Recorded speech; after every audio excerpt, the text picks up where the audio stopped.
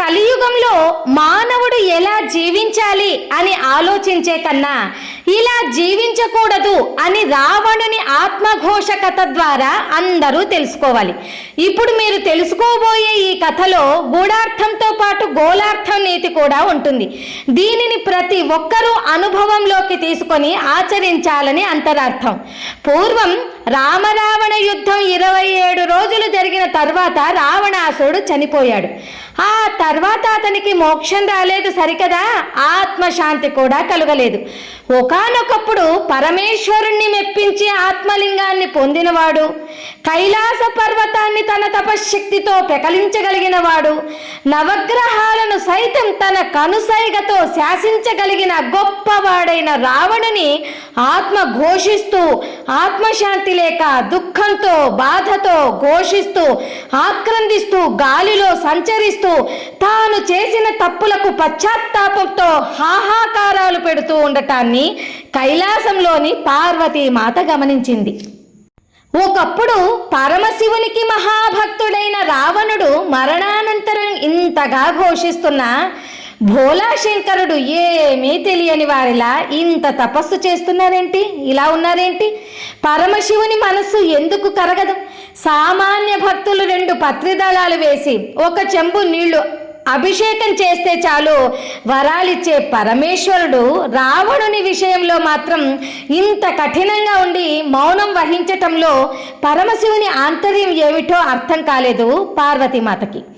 ఈ విషయం కుతూహలంతో పాటు ఆశ్చర్యం కూడా కలిగి పరమేశ్వరుణ్ణి ప్రియంతో ఇలా అన్నది: రావణుని ఆత్మఘోషను చూడలేకున్నాను స్వామి. సామాన్య మానవులు ఎన్ని తప్పులు పాపాలు చేసినా కాలాంతకుని రూపంలో మీరు మృత్యుదేవత రూపంలో మరణించిన వారికి ఆత్మోద్ధార చేస్తారు కదా మీరు. అలాంటిది ఎన్నో సంవత్సరాల పాటు తపస్సు చేసిన ఈ రావణుని విషయంలో కించిత్ కూడా మీలో చలనం లేదు కదా స్వామి. ఇంతకీ రావణుడు చేసిన తప్పేమిటి? ఎందరో పాపాత్ములను క్షమించగలిగిన మీరు ఇతన్ని ఎందుకు మన్నించలేదు స్వామి అన్నది పార్వతీమాత.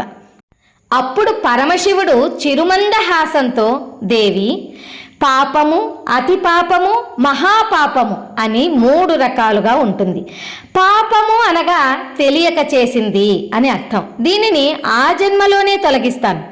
అతి పాపము అనగా తెలిసి చేసింది.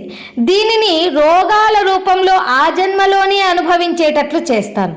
3వది మహాపాపము, ఉద్దేశపూర్వకంగా తనను నమ్మిన మనిషిని వంచనతో కపట నాటకాలతో కళ్ళబొల్లి మాటలు చెప్పి నమ్మించి మనిషి మనసుపై శాశ్వత బాధను ఆపాదించేది మహాపాపం అని అంటారు. ఈ మహాపాపమే రావణుడు కూడా కపట వేషధారి అయి సాధు సత్పురుషుని రూపంలో సీతను మోసంతో అపహరించాడు. ఇది మహాపాపం కిందికే వస్తుంది.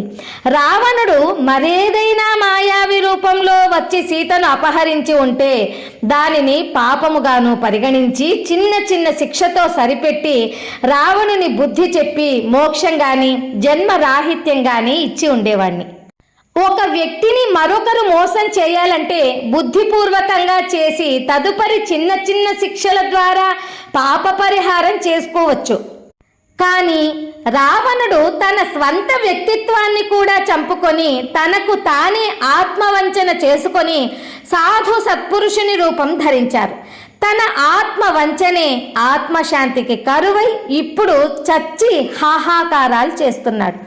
ఈ కపట సన్యాసి రూపాన్ని రావణుడు ధరించిన కారణంగా ముందు ముందు జన్మించే మానవ భక్తులందరికీ సాధు సంతులపైన, సత్పురుషులపైన, సర్వసంగ పరిత్యాగులపైన పెద్ద అనుమానాలే కలగడానికి కారణమైంది. అసలే కలిపురుషుడు విజృంభించబోయే కాలం రాబోతుంది. నిజమైన సత్పురుషులు ఎవరు, కపట సన్యాసులు ఎవరు అనే అనుమాన మదనానికి అవకాశం ఇచ్చాడు ఈ రావణాసురుడు. ఇదే అతను చేసిన మహాపరాధం, క్షమించరాని మహాపరాధంగా అయింది. అందుకే అతనికి ఇంకా ముక్తి లభించలేదు అని పరమశివుడు పార్వతీమాతతో చెప్పాడు. ఈ కథ ద్వారా కలియుగంలోని కొందరు వారి వారి మనోపైత్యాలతో హిందూ దేవీ దేవతలపైన నిందలు వేయడం, సాధు సత్పురుషుల సన్యాసుల వేషాలు వేసుకొని ఇతరులను సులభంగా మోసం చేయడం, హిందువుల మనోభావాలను తుచ్చమైన మాటలతో నిందించడం చేస్తున్నారు. అలాంటి దుష్ట మనస్కులకు కొందరికైనా కనువిప్పు కలగాలని ఈ కథను అంకితం చేస్తున్నాం.